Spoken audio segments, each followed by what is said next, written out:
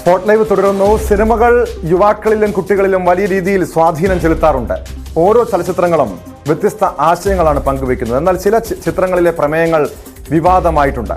ഏറ്റവും ഒടുവിൽ വിവാദമായിരിക്കുന്നത് ഹിറ്റ് ചിത്രം മഞ്ഞുമ്മൽ ബോയ്സുമായി ബന്ധപ്പെട്ട വിവാദമാണ്. സിനിമയെ അധിക്ഷേപിച്ച എഴുത്തുകാരൻ ബി ജയമോഹനെതിരെ മലയാള സിനിമാ പ്രവർത്തകർ ഒറ്റക്കെട്ടായി രംഗത്തെത്തിയിരിക്കുകയാണ്. കൊച്ചിയിൽ നിന്ന് നവമി ദിനേശ് ചേരുന്നുണ്ട്. നവമി, കഴിഞ്ഞ ദിവസമാണ് ഈ മഞ്ഞുമ്മൽ ബോയ്സ് എന്ന സിനിമയെ അതിൻ്റെ പ്രമേയത്തെ അടക്കം വിമർശിച്ചുകൊണ്ട്, മലയാളികളുടെ സംസ്കാരത്തെ അടക്കം വിമർശിച്ചുകൊണ്ട് ബി ജയമോഹൻ എന്ന എഴുത്തുകാരൻ രംഗത്തെത്തിയത്. പിന്നാലെ ഈ ജയമോഹനെ വിമർശിച്ചുള്ള സംവിധായകൻ ബി ഉണ്ണികൃഷ്ണന്റെയും അതോടൊപ്പം നടൻ ഹരീഷ് പെരടിയുടെയും മറുപടികളും ഏറെ ചർച്ചയാകുന്നുണ്ട്. അതായത് വെറുതെ അങ്ങ് പറഞ്ഞു പോയാൽ കാര്യമില്ല, കൃത്യമായ വിശദീകരണം വേണമെന്നാണ് സംവിധായകൻ ബി ഉണ്ണികൃഷ്ണൻ തുറന്നടിച്ചിരിക്കുന്നത്. യഥാർത്ഥത്തിൽ ഈ വിവാദത്തിന്റെ ഒരു പശ്ചാത്തലം, അതിന്റെ അടിസ്ഥാനം എന്താണ് നവമി?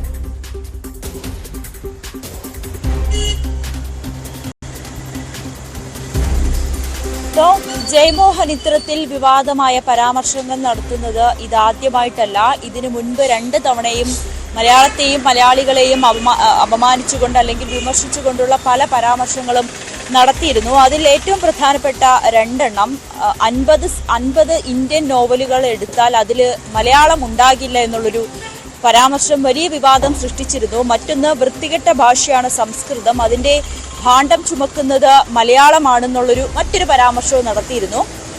തമിഴ്നാട്ടിലെ എഴുത്തുകാരടക്കം ജയമോഹനെതിരെ പല രീതിയിലും പ്രതിഷേധം രേഖപ്പെടുത്തുകയും ഒക്കെ ചെയ്തിരുന്നു. കാരണം അദ്ദേഹം ഏറ്റവും കൂടുതൽ വിമർശിക്കുന്നത് മുസ്ലിം സ്ത്രീകളെയും മുസ്ലിം സമുദായത്തെയുമാണ്. അതിൻ്റെ ഒക്കെ രീതിയിലൊക്കെ വലിയ വിമർശനം അദ്ദേഹം നേരിട്ടിരുന്നു. അതുപോലെ 100 സിംഹാസനങ്ങൾ എന്ന അദ്ദേഹത്തിൻ്റെ മലയാള കഥ, അത് തമിഴ് കവിതയിൽ നിന്നും എടുത്തൊരു ഭാഗത്തിൻ്റെ കോപ്പിയടിയാണെന്നൊക്കെ വലിയ വിമർശനങ്ങളൊക്കെ അങ്ങനെ നിലനിന്നിരുന്നു. അതുകൊണ്ട് ഈ ജയമോഹൻ വിവാദത്തിൽപ്പെടുന്നത് ഇതാദ്യമായിട്ടല്ല. പക്ഷേ ഇത്തവണ വിവാദത്തിൽ അകപ്പെടുമ്പോൾ അതിൽ പ്രതികരണവുമായി മലയാള സിനിമ ഒറ്റക്കെട്ടായി തന്നെ വിമർശനവും ഉന്നയിക്കുന്നുണ്ട്. പക്ഷേ അതിൽ ചിലരൊക്കെ, അതായത് ചില ഈ സോഷ്യൽ മീഡിയയിലൊക്കെ ജയമോഹനെ പിന്തുണച്ചുകൊണ്ടുള്ള പല പോസ്റ്റുകളും കാണാൻ കഴിയുന്നുണ്ട്. ഇതിൽ ഏറ്റവും പ്രധാനപ്പെട്ടത് മഞ്ഞുമ്മൽ ബോയ്സ് എന്നുള്ളൊരു സിനിമയെ ആസ്പദമാക്കിയുള്ള ഒരു വിമർശനമാണ് അദ്ദേഹം തുടങ്ങി വെച്ചത്.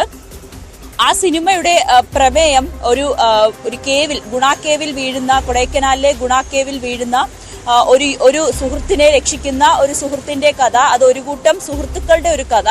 അത് യഥാർത്ഥത്തിൽ എറണാകുളത്തെ മഞ്ഞുമ്മലിൽ നടന്ന സംഭവമാണ്. അന്ന് വളരെയധികം വാർത്താ പ്രാധാന്യം നേടുകയും ഒക്കെ ചെയ്തിരുന്നു. ഈ ഒരു യഥാർത്ഥ സംഭവത്തെ ആസ്പദമാക്കിയാണ് പി ചിദംബരം മഞ്ഞുമ്മൽ ബോയ്സ് ഒരുക്കിയത്.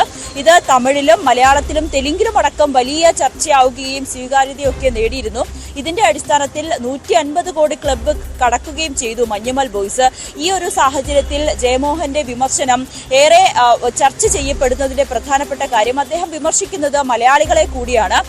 ഈ മലയാളികൾ, പ്രത്യേകിച്ച് യുവാക്കൾ, ഇത്തരത്തിലൊരു സ്ഥലത്ത് പോകുമ്പോൾ, അത് കൊടൈക്കനാലിലായിക്കോട്ടെ, ഊട്ടി ആയിക്കോട്ടെ, മൂന്നാർ ആയിക്കോട്ടെ, ഏത് സ്ഥലത്ത് പോയാലും മദ്യപിക്കാൻ വേണ്ടിയാണ് പോകുന്നത്. അവർക്കൊരു സാമൂഹിക ബോധമോ യാതൊരുവിധ ബോധമോ ഇല്ലാതെ അവർ ആസ്വദിക്കാനല്ല, വെള്ളമടിക്കാൻ വേണ്ടിയിട്ടാണ്, കള്ളു കുടിക്കാൻ വേണ്ടിയിട്ടാണ് ഇവർ ഇത്തരത്തിൽ യാത്ര നടത്തുന്നത്. ഈ യാത്രയിൽ അവർ ഛർദ്ദിക്കുന്നു, അല്ലെങ്കിൽ ഓർക്കാനിക്കുന്നു, മറ്റുള്ളവർക്ക് ബുദ്ധിമുട്ടായിട്ടുള്ള പല പ്രവൃത്തികളും ചെയ്യുന്നു. കുടിച്ച കുപ്പിയുടെ, ബിയറിന്റെ കുപ്പികൾ വലിച്ചെറിയുന്നു. അത് ചിലത് പൊട്ടിയും പൊട്ടാതെയും ഒക്കെ റോഡിൽ കിടക്കുന്നത് കാണാം. ഇത് മൃഗങ്ങൾ ചവിട്ടുന്നു, ആനകൾ ഉൾപ്പെടെ ചവിട്ടി അവരുടെ കാലുകളിൽ ഈ കുപ്പിച്ചില്ലുകൾ പൊത്തുകയറുന്ന സാഹചര്യം ഉണ്ടായിട്ടുണ്ട്. ഒപ്പം തന്നോടൊപ്പം ഉണ്ടായിരുന്ന, അല്ലെങ്കിൽ തനിക്കറിയാവുന്ന ഒരു ഹൈക്കോടതിയിലെ ജഡ്ജി വരെ ഇത്തരത്തിലൊരു അതായത് ഈ മലയാളികൾ എറിഞ്ഞിട്ട് പോകുന്ന കുപ്പികൾ വാരിപ്പെറുക്കി കളയുന്ന ഒരു സാഹചര്യം വരെ ഉണ്ടായിട്ടുണ്ടെന്നൊക്കെ ഫേസ്ബുക്കിൽ പരാമർശം നടത്തുന്നുണ്ട്. മറ്റൊന്ന്, ഈ സിനിമകളിലെ ലഹരി അല്ലെങ്കിൽ വ്യഭിചാരമൊക്കെ അതൊരു നോർമലൈസ് ചെയ്യുന്നു. ഇതൊക്കെയാണ് മലയാള സിനിമയിൽ നടക്കുന്നത്. എന്നിട്ട് അതിനെയൊക്കെ അവാർഡ് കൊടുക്കുന്നു, അതിനൊക്കെ അംഗീകാരം നൽകുന്നു. ഇതൊക്കെ നിരോധിക്കണം.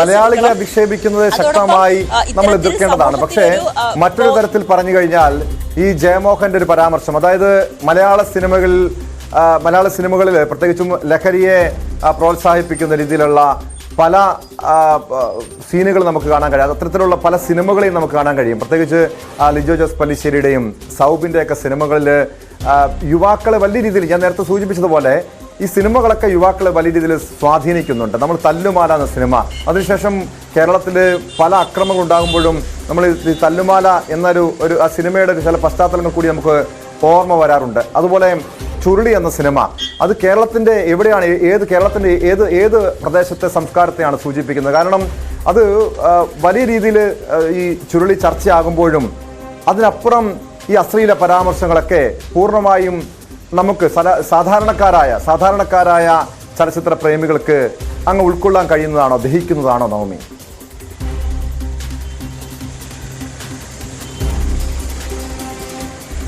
ഒരു സമയത്ത് മലയാള സിനിമ അതിൻ്റെതായിട്ടുള്ള രീതിയിലൊക്കെ ആയിരുന്നു എടുത്തിരുന്നത്. അതായത് ഒരു അപ്പർ ക്ലാസ് രീതിയിലുള്ള, അല്ലെങ്കിൽ നമുക്കൊട്ടും എന്താ പറയുക, ദഹിക്കാൻ കഴിയാത്ത തരത്തിലുള്ള, അല്ലെങ്കിൽ വേറൊരു തരത്തിലുള്ള ഒരു മോഡൽ സിനിമയായിരുന്നു ഒരു സമയത്ത് ഇറങ്ങിയത്. പക്ഷെ അതിനുശേഷം റിയലിസ്റ്റിക് സിനിമകൾ എന്നുള്ളൊരു വിഭാഗത്തിലേക്ക് വരുമ്പോഴാണ് ഇത്തരത്തിലുള്ള ഈ തെറിവിളികളായിക്കോട്ടെ, അല്ലെങ്കിൽ മദ്യപാനം, ലഹരിയുടെ ഉപയോഗമൊക്കെ പരസ്യമായി കാണിക്കുന്ന ഒരു തരത്തിലുള്ള സിനിമകൾ എത്തുമ്പോൾ അതിനെല്ലാം റിയലിസ്റ്റിക് സിനിമകൾ എന്നൊരു വിഭാഗത്തിൽപ്പെടുത്തിയാണ് മലയാളികൾ കാണുന്നത്. അതൊക്കെ പലരും അംഗീകരിക്കുകയും ചെയ്തിട്ടുണ്ട്.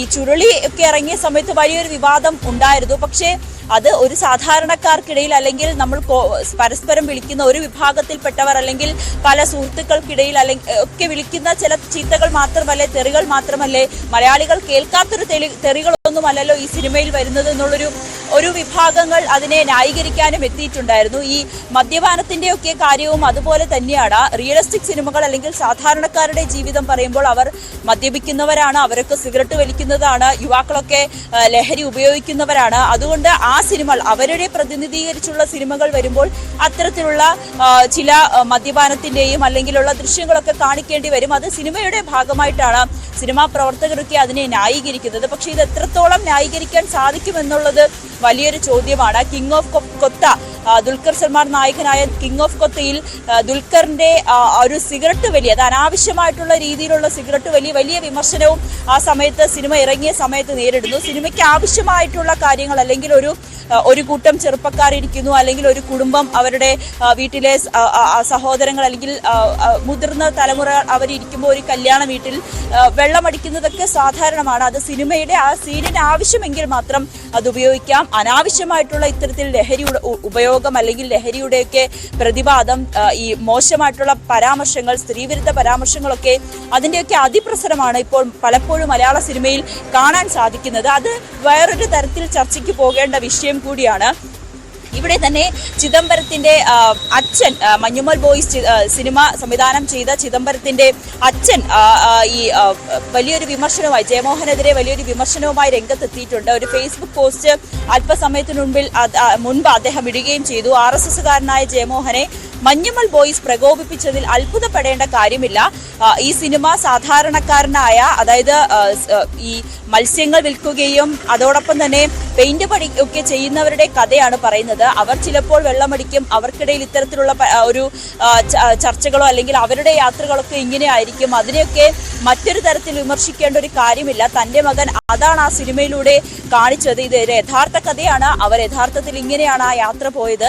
അതുകൊണ്ട് ഇത്തരത്തിലുള്ള പരാമർശങ്ങളൊക്കെ തള്ളിക്കളയണം. ഇതൊരു RSSകാരൻ്റെ ആയിട്ടുള്ള ഒരു ജൽപ്പനമാണെന്ന തരത്തിലുള്ള ഒരു പരാമർശം, ഒരു ഫേസ്ബുക്ക് പോസ്റ്റാണ് ചിദംബരത്തിന്റെ അച്ഛൻ പോസ്റ്റ് ചെയ്തിരിക്കുന്നത്. എങ്കിൽ പോലും ഇതിനെ അനുകൂലിച്ചുകൊണ്ട്, ജയമോഹനെ അനുകൂലിച്ചുകൊണ്ടുള്ള പല ഫേസ്ബുക്ക് പോസ്റ്റുകളും ഇതിനോടകം തന്നെ സോഷ്യൽ മീഡിയയിൽ നിറഞ്ഞു കഴിഞ്ഞു. ഒരു അടിയിലേക്ക്, വലിയ രീതിയിലുള്ള നടൻ ഹരീഷ് പേരയുടെ ഒരു ഈ വിഷയവുമായി ബന്ധപ്പെട്ട്, ഈ വിവാദവുമായി ബന്ധപ്പെട്ട ഫേസ്ബുക്ക് പോസ്റ്റ് കൂടി നമുക്കൊന്ന് വളരെ ശ്രദ്ധേയമായിട്ടുള്ളത്. അതായത് തമിഴ്നാട്ടിലും മഞ്ഞുമൽ ബോയ്സിന് വലിയ സ്വീകാര്യത ലഭിക്കുന്നുണ്ട്, വലിയ അംഗീകാരം ലഭിക്കുന്നുണ്ട്. അവിടെയും ഈ സിനിമ വളരെ ഹിറ്റാണ്.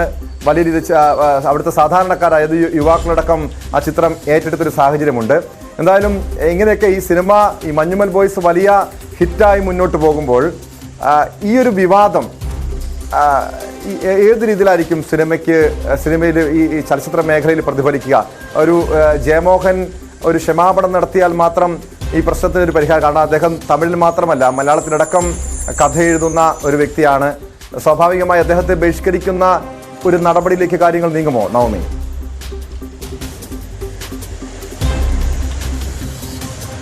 ടോം, ഞാൻ നേരത്തെ സൂചിപ്പിച്ചതുപോലെ തന്നെ ജയമോഹൻ ഇത് ആദ്യമായിട്ടല്ല ഇത്തരത്തിൽ മലയാളികളെയും മലയാളത്തിനെയും ഒക്കെ മോശമായിട്ടുള്ള രീതിയിലുള്ള പരാമർശങ്ങളും വിമർശനങ്ങളും നടത്തുന്നത്. തമിഴ്നാട്ടിലടക്കം ജയമോഹനെതിരെ എഴുത്തുകാരുടെ ഒരു സംഘടന തന്നെ വലിയ പ്രതിഷേധം ഇതിനു മുൻപുള്ള വിഷയങ്ങളിലുമൊക്കെ അദ്ദേഹത്തിന്റെ എഴുത്തിനെയും വിമർശനങ്ങളെയൊക്കെ ഉന്നയിച്ചുകൊണ്ട് പ്രതിഷേധിച്ചിട്ടുണ്ട്. അതുകൊണ്ട് ജയമോഹനെ സംബന്ധിച്ച് ഇത്തരം ഒരു വിമർശനം അല്ലെങ്കിലുള്ള ഒരു പരാമർശങ്ങളൊന്നും ആദ്യമായിട്ടല്ല. ഇനിയും അദ്ദേഹത്തിൽ നിന്നും ഇത്തരത്തിലുള്ള പരാമർശങ്ങൾ ഇനിയും നമുക്ക് പ്രതീക്ഷിക്കാം. അതും അവിടെ തമിഴ്നാട്ടിലുള്ളവർ ഒക്കെ ഒന്നടങ്കം ഈ സിനിമയെ സ്വീകരിച്ചു കഴിഞ്ഞു. കമൽഹാസൻ അടക്കം, MK സ്റ്റാലിൻ അടക്കം ഈ സിനിമ, ഉദയനിധി സ്റ്റാലിൻ അടക്കം ഈ സിനിമയിലെ അണിയറ പ്രവർത്തകരെ കാണുകയും അവരോടൊപ്പമുള്ള ദൃശ്യങ്ങൾ പങ്കുവയ്ക്കുകയും അവരുടെ ഈ സിനിമയെ സംബന്ധിച്ചുള്ള വലിയ അഭിനന്ദനങ്ങളൊക്കെ നൽകുകയും ചെയ്തു. അതുകൊണ്ട് ഇത് ജയമോഹന്റെ ഇത്തരത്തിലുള്ള ഒരു പരാമർശം ഇനി എങ്ങനെയായിരിക്കും മുന്നോട്ട് പോവുക എന്നാണ് നോക്കിക്കാണേണ്ടത്. എന്തായാലും ജയമോഹന്റെ ഇത്തരത്തിലുള്ള ഒരു പരാമർശത്തിനെതിരെ ബി ഉണ്ണികൃഷ്ണന്റെ പ്രതിഷേധത്തിനും വിമർശനത്തിനും പിന്നാലെ ബി ഉണ്ണികൃഷ്ണനെ പിന്തുണച്ചുകൊണ്ട് നിരവധി പേർ എത്തുകയും ചെയ്തിട്ടുണ്ട്. ഹരീഷ് പേരടി അടക്കം പറയുകയും ചെയ്തു. തമിഴ്നാട്ടിലേക്ക്, ചെന്നൈയിലേക്ക് ചെന്നപ്പോൾ ഒരുപാട് പേരാണ് ഈ സിനിമയെക്കുറിച്ചും ഈ സിനിമയിൽ പ്രവർത്തിച്ച കുട്ടികളെക്കുറിച്ചുമൊക്കെ ചോദിച്ചത്. അതുതന്നെയാണ് മലയാള സിനിമ മറ്റൊരു തരത്തിലേക്ക്, അല്ലെങ്കിൽ തമിഴ്നാട്ടിലും തെലുങ്കിലുമൊക്കെ വലിയ സ്വീകാര്യതയോട് പോകുമ്പോൾ അതിനെ നല്ല രീതിയിൽ മാത്രം നോക്കിക്കാണുക എന്നത് മാത്രമാണ്. ഇത്തരത്തിലുള്ള വിമർശനങ്ങളൊക്കെ നമ്മൾ എത്രമാത്രം മുഖവിലേക്ക് എടുക്കണം എന്നതാണ് ഇനി നോക്കേണ്ടത്.